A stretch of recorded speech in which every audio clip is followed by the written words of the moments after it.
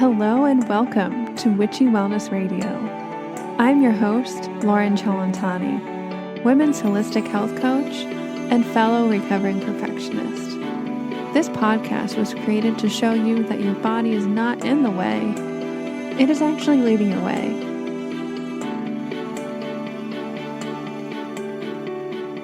Welcome back to Witchy Wellness Radio. This is the last episode of the season, but don't worry, we'll be back in 2 weeks. And you are listening to episode 183, Sacred Cycles with Em Dewey. I am very particular about the type of CBD and hemp products that I use. There's so much hype and lack of testing and quality in the industry. So the company that I love and use is Evo Hemp. Not only do they have a beautiful product like hemp seeds, CBD oil, gummies, even hemp chocolate, protein bars, protein powder, they also support a 40-acre co-op farm in Minnesota, which is farmer-owned, focusing on bringing equality and innovation back to Black, Indigenous, and other socially disadvantaged farmers. So if you are looking into trying any type of CBD or hemp products, head over to evohemp.com. The link is in the show notes, and make sure you use code WICHY, WICTHY, for 20% off of your purchase. Please enjoy episode 183, Sacred Cycles with Em Dewey.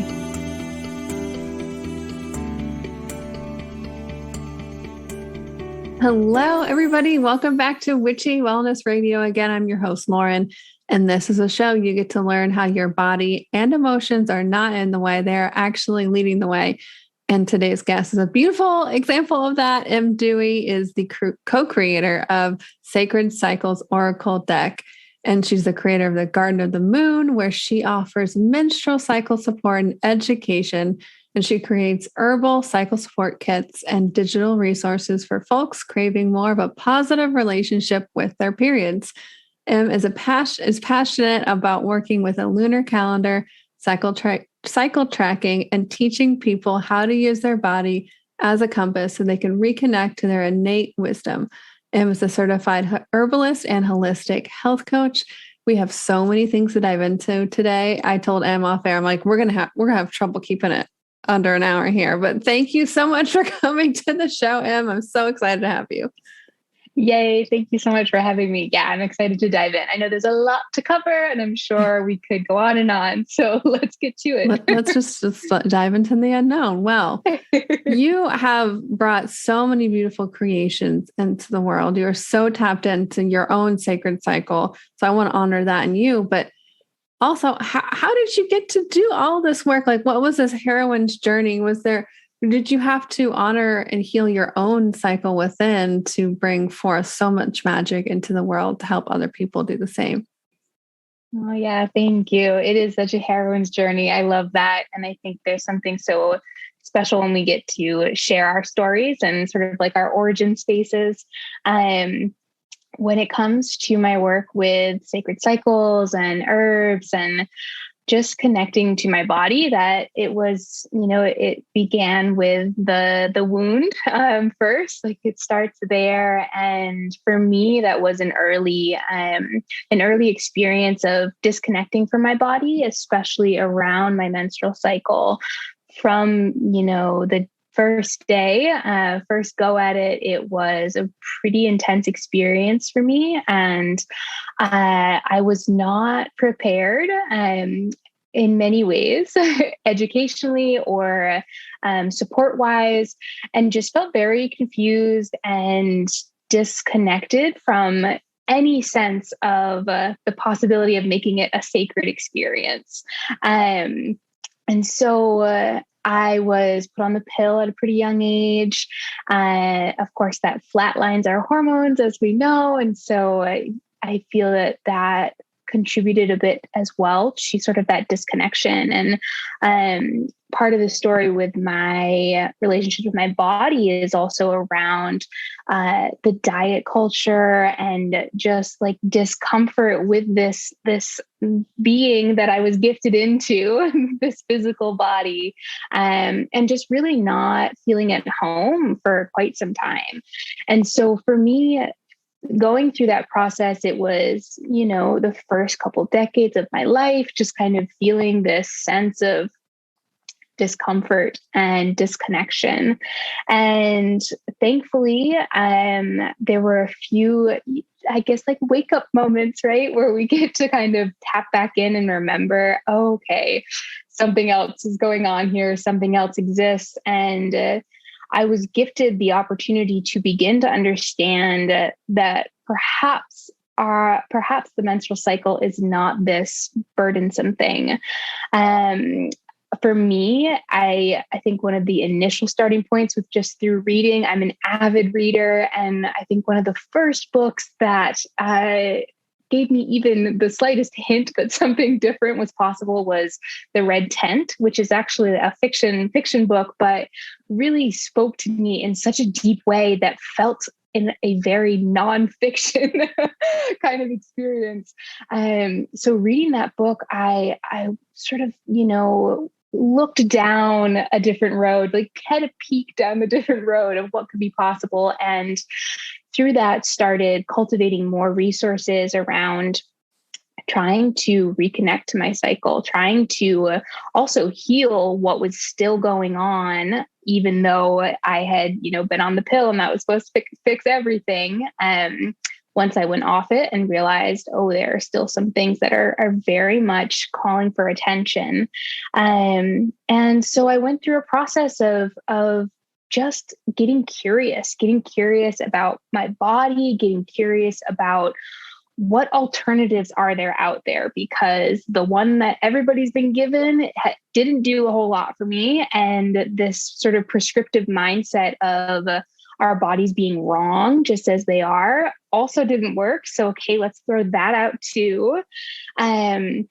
And so through this sort of coming home to myself in that process, it was a lot of, yes, healing with my cycle, healing around my relationship to my body at large, and releasing a lot of the narratives that, had kind of been force fed. And so for me, it was a baby step by baby step. And, it all kind of, you look back and have this sense of, oh, that's right. That, that kind of was what led me to that. But in the moment, of course, we have no idea. And so through that process of coming back home, I also got introduced or perhaps reconnected to the world of plant medicine and herbs and just reconnecting to nature in a way that made me feel like, all right, if my body is of nature and I was given this physical being, maybe it's not so wrong. Maybe there's actually something quite wonderful and powerful here. And so, so that was part of the process. And, also getting into training around holistic health and doing some coaching work in that realm. And then getting to really immerse myself in the plant world and becoming an herbalist. That was a deep part of the process as well, to be able to really sink into that connection on a deeper level, I think. The plants have served me in so many ways that I can't even begin to describe. And that has also really helped me in creating a connection and seeing those cycles reflected on our planet here, but also with the moon and connecting to lunar cycles. And that became a deep part of my practice as well. Just creating ritual with the cycles, with the phases, the seasons. And now it's something that I just get really excited to talk to people about and get excited to nerd out and share. Because I do think that there are so many folks who, struggle in the way that I have. And I will never claim to have totally fixed my, and I use air quotes with fixed, to have fixed my menstrual cycle or my my body relationship, this is always in flux and always cycling and going through its own sort of phases and iterations. But getting to connect with people about this stuff has given me a sense of home and purpose that I never had before. And for that, I'm just so deeply grateful. Like conversations like this, of course. Yeah, here we are. And here we beautifully are. And for me, I see obviously traditional society, the alternative, right, is the pill. But even the alternative, I wouldn't say alternative, but spiritual side of that, I found sometimes spirituality and practices can teach you to ascend your body and not be in your body, right? Which I love doing. I love going, woo, and it's fun. It's great. But the embodiment practices, being in our body, like you said, we were given these vessels for a reason and to feel. And for me, whether it's emotionally or my relationship with my body and my cycle, once I change my perspective and I can be present with it, whether that's an emotion or physical sensation or my cycle, it seems to sometimes disappear or dissipate or transmute very easily just by giving it attention and some love. And I love your perspective. And I have behind me the Sacred Cycle Oracle deck as well, because everything's a cycle. If you start looking into it, it's like, I think of that conspiracy theory meme from It's Always Sunny. I forget, Charlie, where he's like pointing everywhere. Yeah, that's what it is. Once you start researching this, you're like, oh my God, everything's a cycle. Literally everything. Yes. Oh my goodness. I am over here snapping and yes, absolutely. Oh. And it's so wonderful to me. That creates such a sense of comfort, I think, when I am able to connect those dots, when I am able to do the Charlie pointing across the board, like, yes, look at that, and connecting to that. To me, that instills a deep sense of faith and honestly, like relief, because there's no pressure to always be the same. There's no pressure to constantly be at this like super high productivity level and go, go, go. Nature doesn't do that. So why on earth should we? And that to me, I have such a deep sigh of relief when I think of it that way. And I hope others can too. Oh yeah, for sure. And through internal and external cycles, whether it be our body, the moon, seasons, we can learn a lot about ourselves. Could we dive into like how we can embody, but I guess learn from that wisdom? Yeah, absolutely. I think that word embody and embodiment is so near and dear to me. And I feel that practice of embodiment, being in your body and rooted, and just, you mentioned earlier about feeling and allowing yourself to feel. It is something that we are so rarely gifted or even taught, very rarely taught in today's culture. I think so often we exist in the headspace or even above. And you mentioned in the spiritual community, it can be this concept of ascending. And to me, I'm like, nah, I don't want to jump out of my body. I want to be so deeply in my body that I am so present to what exactly is happening right here and right now on this earth, even when it's messy, even when it's scary. And there's a lot of that, to be sure. But you mentioned about, what can we learn and how can we connect with ourselves deeper through this process of our cycles. And the first thing I always come back to is our own process around cycle tracking, and really suggesting folks to begin there, regardless of if you have a menstrual cycle or not. To me, there is so much wisdom to be gained from that.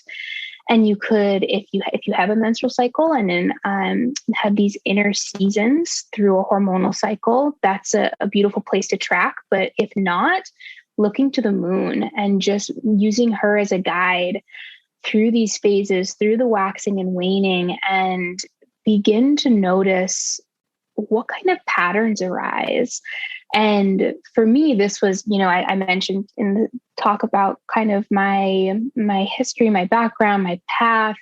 Cycle tracking was one of those big, big light bulb moments for me when I was in the process of tracking my cycle and getting to know what was happening better. I think it was after maybe 3 months or so, I looked back and realized day 28, good old day 28 for me. Oh my, it was like the world was ending. Every day 28, it felt like everything was awful. I'm awful. The world is awful.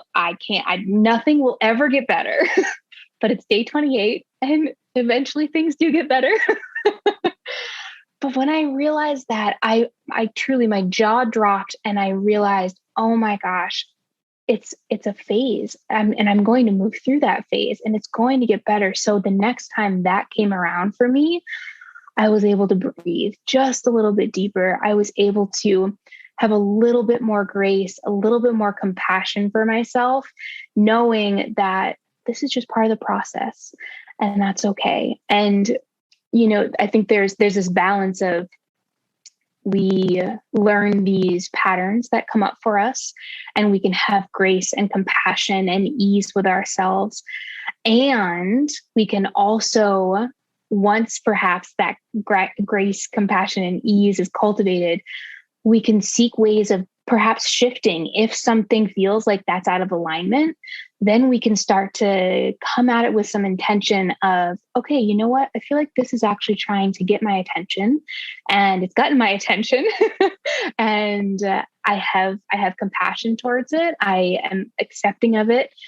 And now I can feel a sense of, all right, I'm ready and able to move in a way that I want to shift it. I want to find some kind of some new way of being, but not coming at it with the typical, like, just grind and push and make things so difficult, which is, I think, how often we try to approach a lot of our own self-development is through this, oh my God, if I don't change this now, like, what's wrong with me? And there's just a lot of resistance and just less flow. And I really believe that with this sense of connecting to those patterns, creating that grace, compassion, ease, then we move into that ability to shift with more flow. And that, oh gosh, that just makes for a life that is a little bit less crunchy, I think, and a little bit more joy filled. At least I hope. Yeah. That's so beautiful. And for me, I got into a lot of this through Dr. Christian Northrup. But love her. And if you guys ever want to deep dive into any of this, like women's bodies, women's wisdom, it's thicker than the Bible. It is a doorstop. I love it. I have like so many pages bookmarked and, highlighted. Anyway, but she, I remember her talking all the time about, pay attention. What does come up during your luteal phase or right before your period starts, day 28. For me, that would be about day 26. Just depends. And what are the themes? What are the emotions? What are the situations? And as you start to cycle track like that, you'll start to see, like Em beautifully said, is there a pattern here? And the tagline of this show, you guys know it. Your body is not, and emotions are not in the way, they are leading the way. That's why, like, pardon my French, shit comes up for a reason. Your body is like literally telling you, hey, maybe we should look here. And it's not punishing you. It's not faulty.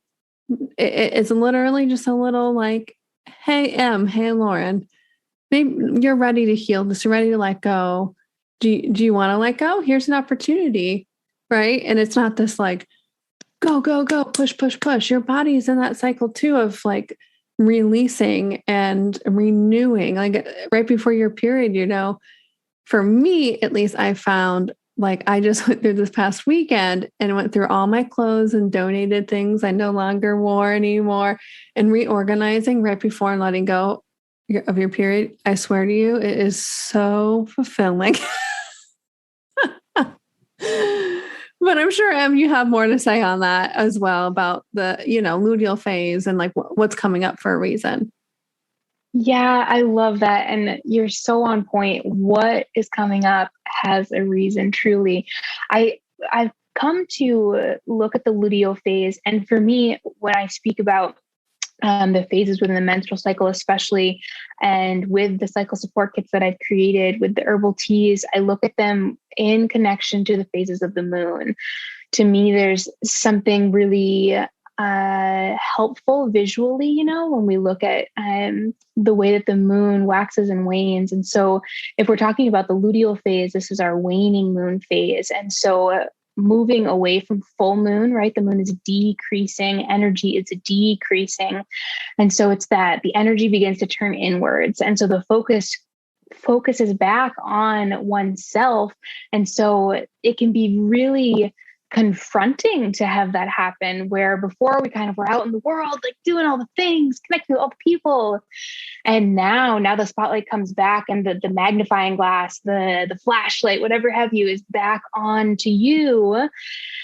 And it can be difficult to sit with that sometimes. And so to me, the phrase, a word for luteal phase, for waning moon, I see discernment here to be so key, so crucial, where the things that are getting under our skin at this time, and it can be a myriad of things, right? For some folks, it might be relationships that get really difficult. For some, body image, whatever it is, the thing that is presenting most in your face, and with, like I said, we were saying about the patterns, when it's coming up again and again and presenting itself to you here, it's showing you that mirror. It's asking you, hey, please pay attention to this. Please put some time, some energy, some love towards this.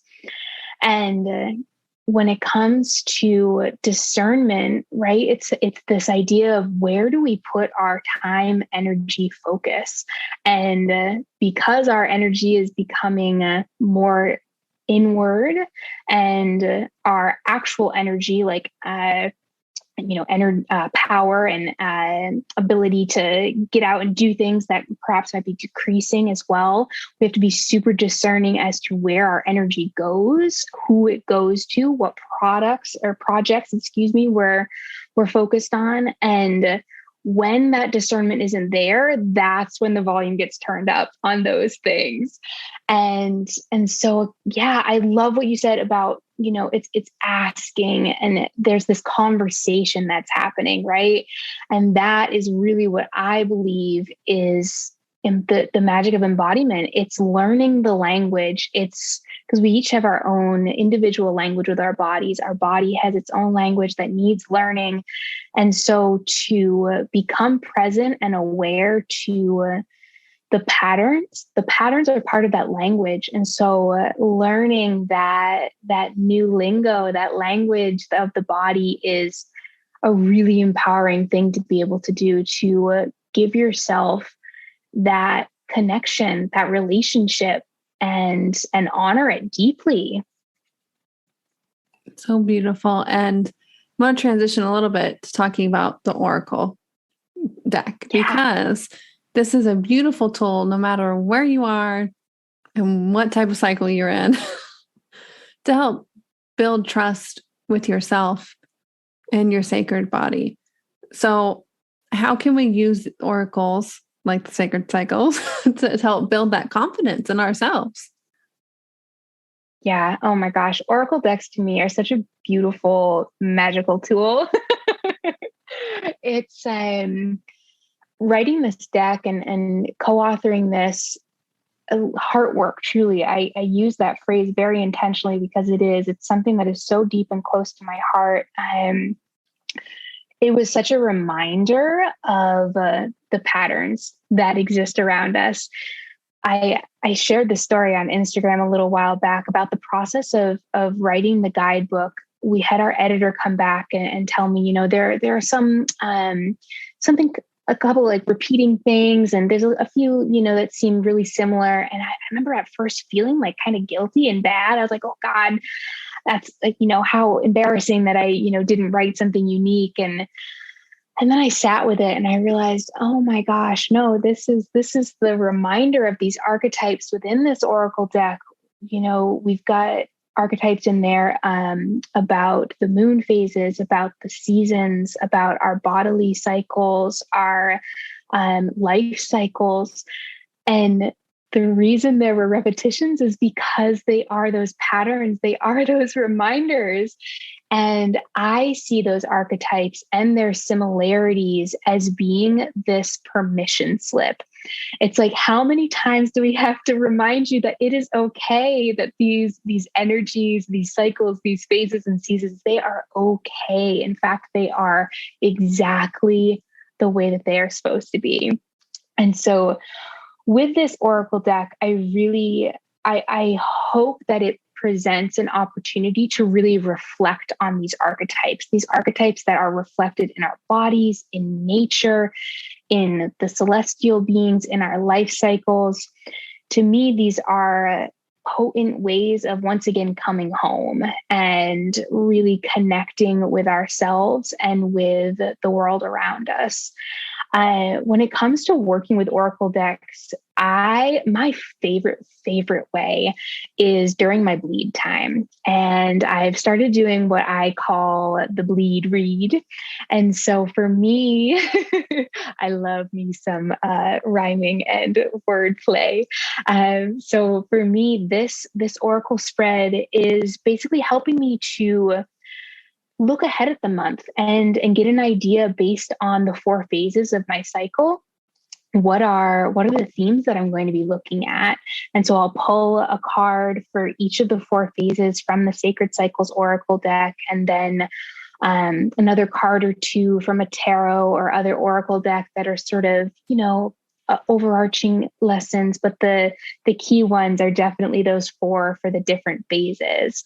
And for me, that's just so fun. And I keep a notebook of those and look back, and it's like, oh, dang, yeah, that was pretty on point. And when that happens, gosh, it makes me laugh. And then it also, again, instills the sense of faith and comfort to me.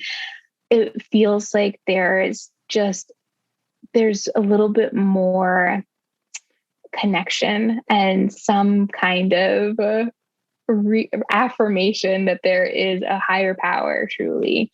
So this oracle deck has been such a fun tool for me to both create and work with myself. And it's so great to be able to connect with others about it. I am so honored by the number of conversations that I've been able to have because of it, and people reaching out, talking about their experiences with it. It's just such a gift. I'm so grateful. I don't know how else to say it.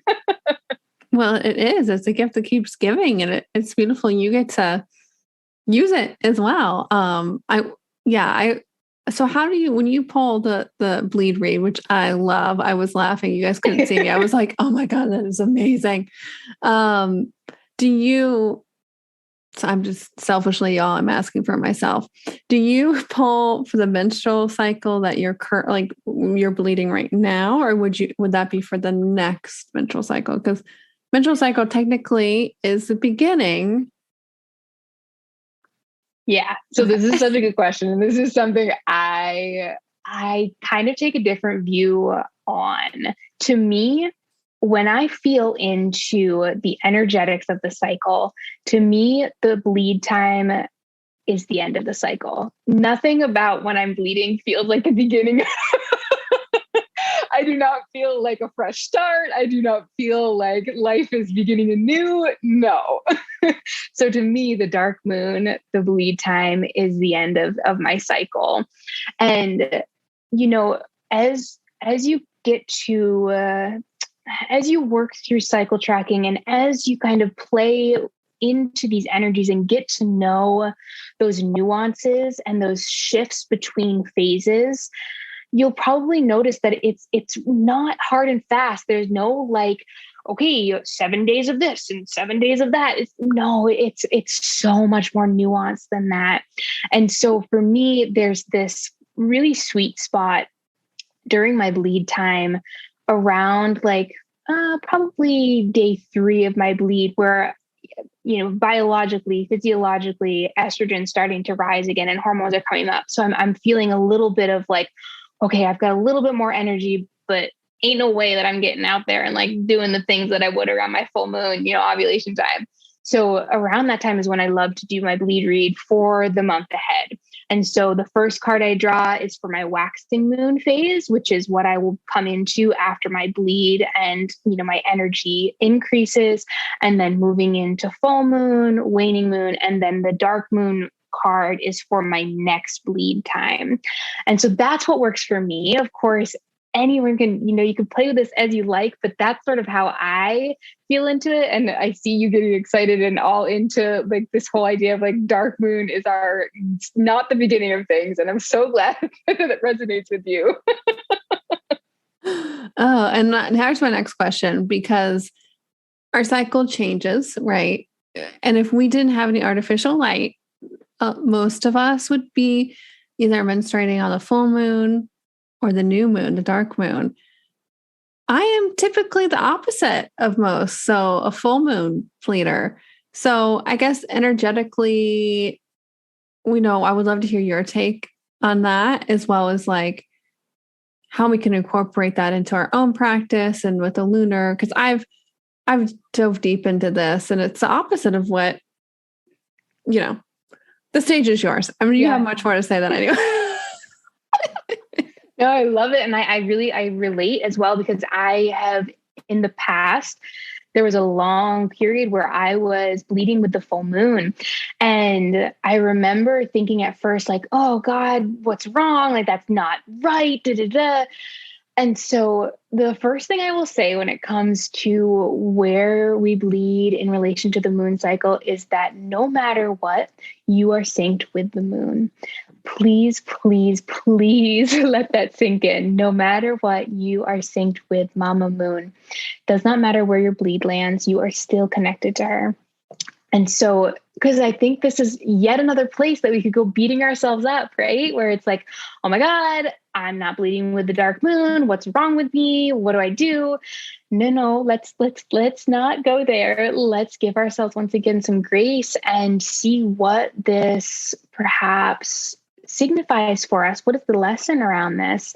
And this is something that I feel like I'm always in process around and always curious about, because I do think that there's so much nuance to a personal experience of this. Someone who bleeds with the full moon might have a totally different experience than I do. In fact, I know I have a friend who I've talked about this with, who was bleeding with the full moon at some time and felt that it was so overwhelming and so intense.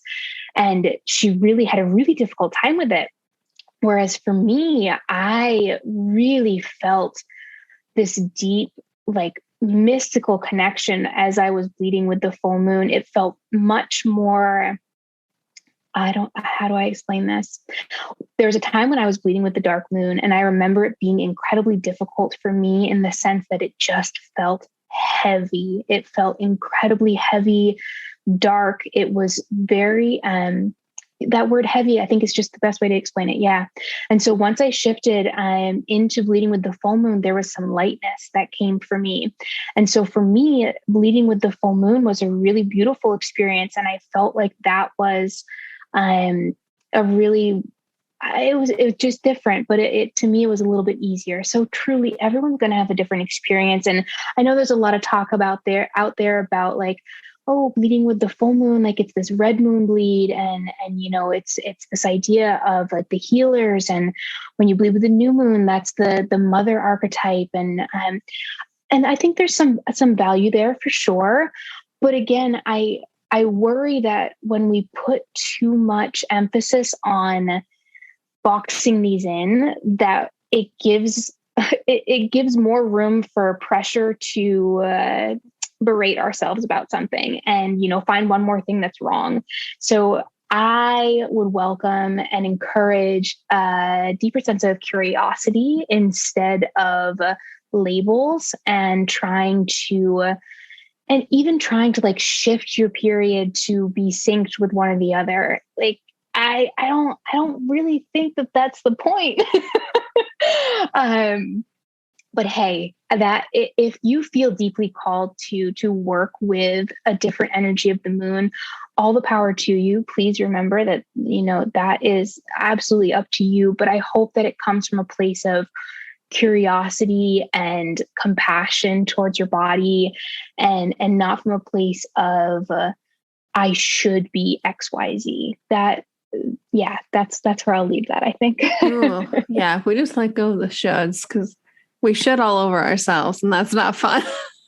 Yeah, and it changes even if you don't try to shift that energy. Like, I've had very big energetic shifts in my life happen. My period will come way early or way late, to either wait to process that energy out or come early because I'm doing a lot of shit. I'm doing a lot of energy work. Like, this past week that happened. And the month before that, it happened a week early, which I am like 26, 27 days on the spot every single time. But your body is helping. Energy, your body knows how to move energy.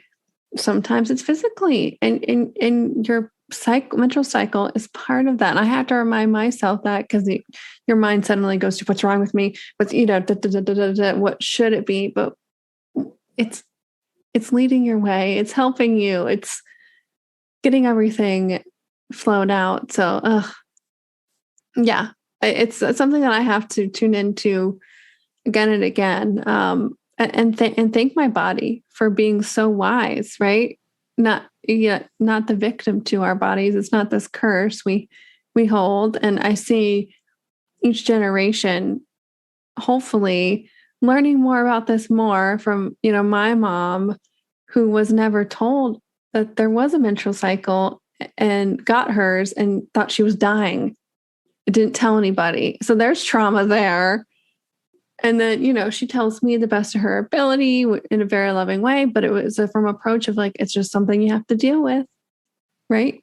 We're just very disconnected from the head down of our body. From where she stood, that was what information she had. And now we have this opportunity to do the work in our own bodies, whether we have children or not. We're still shifting the collective. We're still shifting that energy. And yeah, I could stand on this soapbox all day with you, Em, and just preach. Right there with you. Absolutely. Oh my goodness. I don't want to shut down the show, but we're going to have to. Is there anything else that you wanted to cover that you feel called to talk about before we start to close it down today? You brought up such a beautiful point just a moment ago about generationally. And I think that's something that I do want to speak to. I do some work with young women and young teens through a couple nonprofits. And I am continually in awe of the young people today as to how here and ready they are for change. And one of the, it brings me so much joy to be able to bring these conversations to them, because they are so here for it. They are just so here and ready and engaged. And I have had so many beautiful, beautiful conversations. And I do a tea ceremony with them with my cycle support kit to help introduce the idea of these cycles. And so just presenting a different way of approaching our menstrual cycle, especially, but also just like our energy cycles and our bodies. And I am so excited for these next generations because they are so present and they are so determined for things to be different. And I do want to just kind of like shamelessly plug the Sacred Cycles Oracle again, because part of what we did in creating this was add an anatomy section. And this was something that was really, really important to me because I will fully admit that I did not know my own anatomy very well for many, many years. I won't even go into detail there, but it's embarrassing, to be honest, the things that I did not know. So for me, and it is so disempowering to not know one's body. And so part of the Oracle deck is there's a section on anatomy in there, and it's in there in order to bring some conversation to what may be difficult for parents, guardians, teachers, and such, to be able to like just introduce these topics in a way that is a little bit more artistic and overarching, because the illustrations, as you'll see, first of all, they're beautiful. Jessie, our artist, I just cannot give enough gratitude for her beautiful artwork. But it's a more artistic approach to, in comparison to your traditional A&P book, Anatomy and Physiology. So I just want to say that I hope that these conversations can continue to happen with the young people out there. So if you're a parent and feel uncomfortable about these conversations, know that your discomfort is absolutely welcome in these conversations. Please don't let that stop you from having them.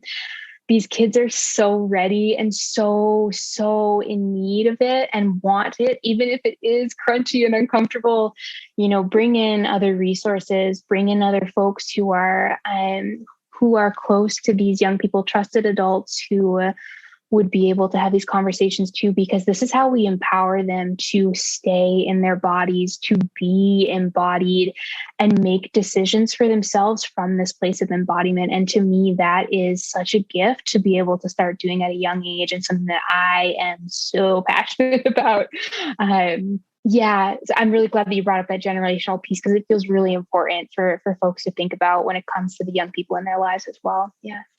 Oh my gosh, I'm seriously tearing up over here, because it's just like, it's so needed. It's so beautiful. And I know it's part of my healing journey, in my lifetime. And using the Oracle deck, the cards in that way, I didn't even think about that. They're so, like you said, they're so beautifully, artistically communicated. But the name of the deck is Sacred Cycles, but from a sacred embodiment point of view. Like, I think my favorite card in there, I don't really care if I say it, is the orgasm card and the card, the clitoris card. Beautiful. And I was showing my friends the deck, and they were like, I was on like a video call with them. They're like, show us your clit, show us your, and I was like, oh my God. But yes, I will. Hold on, let me find it. It's amazing. Beautiful. Yeah, I love it. But those are things that, like, approaching from a parental standpoint, or even just have a conversation with girlfriends, like, and to be able to have this deck to normalize it within your peers is huge. So thank you. Thank you. Thank you My heart is so much. My goodness. Well, on that note of gratitude, we end the show every single time the same way. How may we, the listeners, as a big act of gratitude, be of service for you in return today, Em? Oh my goodness. Thank you so much. I am so grateful for this conversation. And like you said, having these open conversations, connecting in our communities, that is, it just brings me so much joy. So I'm so grateful. I think for me, I would ask the listeners to begin their own cycle tracking journey if they haven't already. To me, this is the foundation. This is where embodiment begins. And I said it earlier, but I truly believe that embodiment is the place that we start when it comes to healing all of these imbalances, all of these discomforts and diseases. And so I really hope that whether it's an app on your phone, a journal that you designate for it, or a scrap of paper, whatever it is, please begin your cycle tracking journey in order to create some more compassion towards yourself, some more grace, some more understanding, and to begin to learn that language of your body. And if you feel called to reach out and nerd out on cycle tracking, I am so here for it. Your girl would love to hear from you. And so, that would be my ask, is to begin that journey. And I would really love to hear from anyone, any of the light bulb moments that come through. And of course, if you feel called to get the Sacred Cycles Oracle deck, I would be so honored, and always love to get screenshots of people's Oracle readings and any of the exciting little moments that come through with that. So but just thank you so much. Oh, you're so welcome. And if you guys felt called, if you thought of a special someone in your life, please share this episode, share the Oracle deck, because that's why I started the show. I was so inspired by other podcasts, right? And it just this beautiful ripple effect. Someone popped up in your mind for a reason. Please share this with them. You never know what can happen based on inspired action. So thank you so much, Em, for coming on the show. I had such a pleasure talking with you and nerding out about cycles. It was so great chatting with you, Lauren. Thank you so much. I'm so grateful. And thank you to everyone for listening as well. Thank you. And remember, open up, surrender, trust, and let your body lead the way.